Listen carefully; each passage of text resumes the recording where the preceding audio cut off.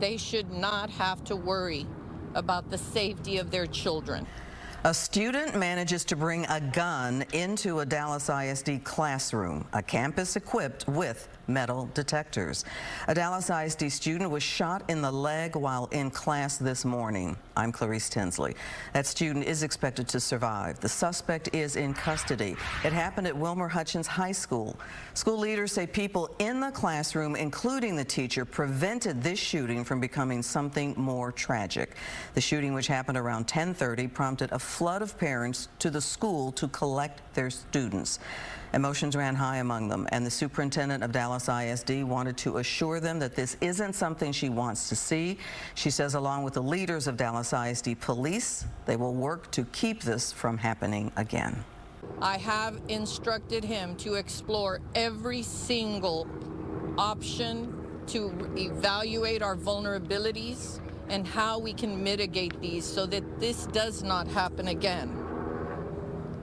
When families send their children to school, just as I have sent mine to school, they should not have to worry about the safety of their children. I take that very seriously. We have work to do. The superintendent added the Dallas ISD police worked quickly to secure the area and ensure the safety of the rest of the students. Fox 4's Sean Rabb joins us in studio with more on their response. Sean. Clarice, while this was not a horrific school shooting like ones we've seen across our state and elsewhere, still terrifying for the students, their parents, the teachers, as you might imagine. The police response was every page of the textbook on active shooter training. Sky 4 shows Dallas ISD police with backup from other law enforcement flood the Wilmer-Hutchins campus parking lot where Dallas Fire Rescue was positioning. We got here, Dallas Fire Rescue had already set up their active shooter command post. Fire trucks strategically parked to give some cover to first responders. 6 ambulances at the ready.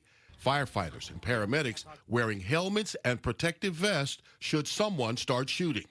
It was quick thinking, though, by a teacher. Superintendent Stephanie Elizalde called a humble man who was key in keeping other students away from potential danger.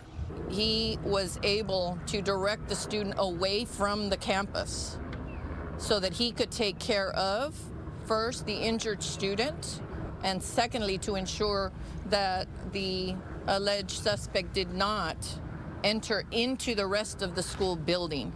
So that's why I know how much more was avoided. While paramedics left with the wounded student, police behind them, the district police followed active shooter protocol with the suspect somewhere hiding, a plan to stop the harm and protect others. And that's our goal, is to make entry and to find where the shooter may be, protect the students. From there, it's really you isolate what you have depending on how big the area is. It's a crime scene.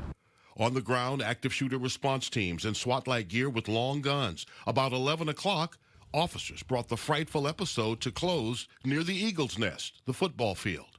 But the student or the shooter was captured back over in the stadium area.